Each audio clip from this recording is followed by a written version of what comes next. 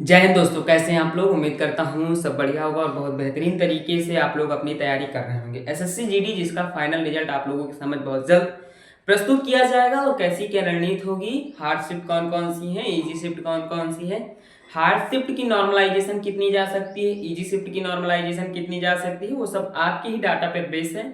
आप लोगों ने जो डाटा अपलोड किया है उसी के सहारे मैंने ये नॉर्मलाइजेशन और कट ऑफ वगैरह निकाली है। तो बिना किसी देरी के वीडियो शुरू करते हैं और आगे की चीज़ें जानते हैं। लेकिन उससे पहले आप लोगों से रिक्वेस्ट करता हूं कि अगर अभी तक आप लोगों ने चैनल को सब्सक्राइब नहीं किया है तो कर लीजिए। वीडियो अच्छी लगे तो लाइक करिएगा और कमेंट बॉक्स में अपनी राय देना ना भूलिएगा।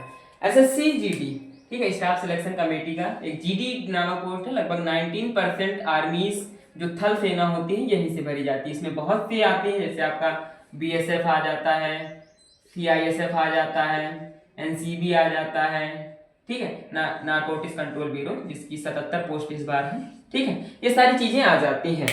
आप लोगों के मन में एक डाउट जो हमेशा चलता रहता है कट ऑफ को लेकर, क्योंकि जब भी आप एग्जाम देते हैं, एग्जाम देकर आप घर पहुंचते नहीं हैं, उसी रात से आप लोगों को कट ऑफ का डर सताने लगता है। अगर आपका एग्जाम थोड़ा अच्छा जाता है, आपको विश्वास होता है कि एग्जाम अच्छा गया है, तो फिर आप ये सोच में जरूर पड़ जाते हैं कट ऑफ क्या जाएगी, क्या होगा सिलेक्शन, यार एग्जाम तो अच्छा गया है, हो जाएगा कि नहीं। फिर आप सर्च करना जुट जाते हैं। जब आप सर्च करते हैं तब आपको मेरी वीडियोस मिलती हैं, ठीक है। नॉर्मलाइजेशन के बारे में भी मैं चर्चा करने वाला हूँ विधिवत तरीके से, तो ध्यान से लास्ट तक बने रहिएगा। सबसे पहले आप लोगों को बता दूं कि हार्ड शिफ्ट और मीडियम शिफ्ट क्या है। देखो, ये शिफ्ट हार्ड शिफ्ट और मीडियम शिफ्ट मैंने आप लोगों की एग्जामिनेशन से नहीं लिया है, ये पहले मैं बता देता हूँ, क्योंकि हमेशा कोई भी एग्जामिनर कोई भी एग्जाम देकर आएगा वो यही बोलेगा कि मेरी शिफ्ट हार्ड थी। हकीकत है, मैं भी बोल सकता हूँ, अगर मैं भी एग्जाम देता तो मैं भी बोलता, ऐसा नहीं है।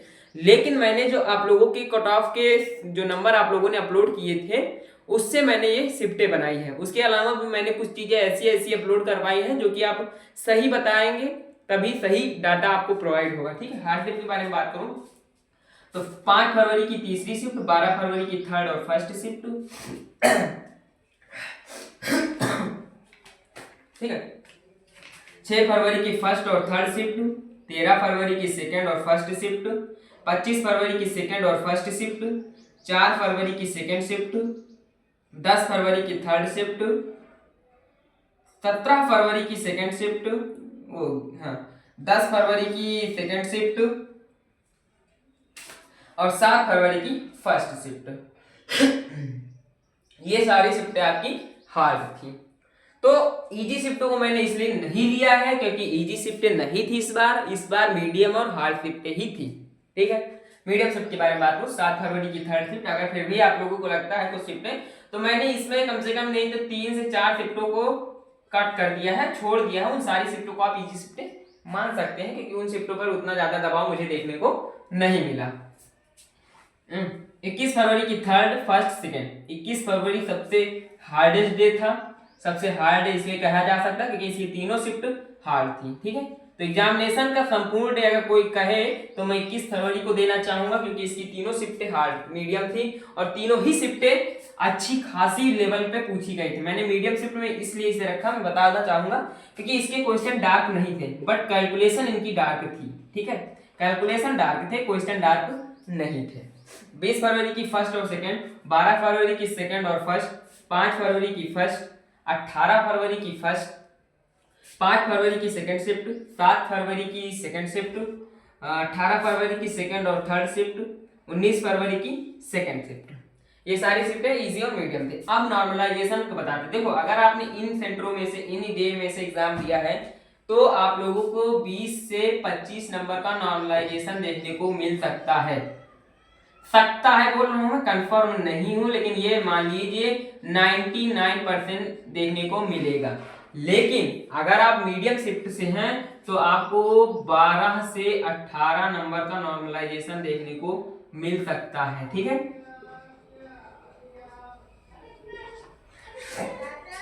इसके अलावा अगर मैं बात करूं आप लोगों से स्टेट वाइज कट ऑफ की, तो मैंने कुछ स्टेटों को चुना है। सारे स्टेटों को मैंने इस बार नहीं वीडियो में रखा है क्योंकि मैंने ऑलरेडी उन स्टेटों को बता दिया है पहले। फिर से किसी दिन मैं सारे स्टेटों को लेकर आ जाऊंगा, नया डाटा जब भी प्रोवाइड होगा, लेकिन अभी के लिए इन स्टेटों को जानिए। UP general 132, OBC 130, EWS 127, SC 122 और ST 100 114। Haryana general 128, OBC 124, EWS 121, SC 116, ST 112। Rajasthan general 130, OBC 127, EWS 123, SC 119 और ST 113। MP general 123, OBC 121, EWS 118, SC 112, ST 108। Bihar के बारे में बात करूं तो general 133, OBC 131, EWS 128, SC 123, ST 116। Bihar 135, 31, 128, 123। Jharkhand 114, 112, 109, 102, 93। ठीक है, आप लोग देख लीजिएगा ऊपर जनरल, ओबीसी, ईडब्ल्यूएस सारा कुछ पढ़ा हुआ है। छत्तीसगढ़ के बारे में बात करूं तो जनरल 103, ओबीसी 198, ईडब्ल्यूएस 95, एससी 83 और एसटी 73। सबसे कम जो गई हो 70 गई है, अभी मैं बताऊंगा कैसे।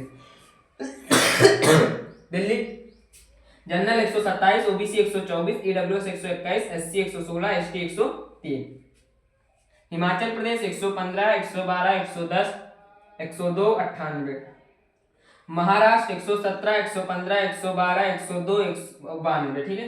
पश्चिम बंगाल के बारे में बात करूं जनरल 98, 95, 93, 80, 70।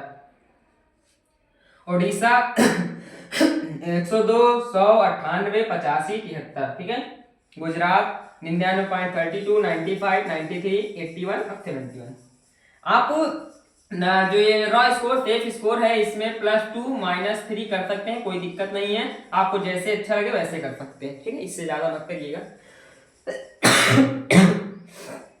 अब रिजल्ट के बारे में बात करते हैं जो कि बहुत जरूरी भी है। रिजल्ट आप लोगों का ये मान लीजिए अभी 1 माह नहीं आएगा, 1 माह नहीं आएगा। ठीक है, 1 माह ना मानिए, 1 माह के बाद, 1 माह के बाद। ठीक है, क्योंकि अभी इनके पास काफी ज्यादा लोड है और लोड के चलते ये लोग अभी नहीं देंगे। हाँ, 1 माह के बाद ही देंगे। फिजिकल वगैरह जैसा होगा सारा कुछ वो पता चल जाएगा 15 से 20 दिनों में।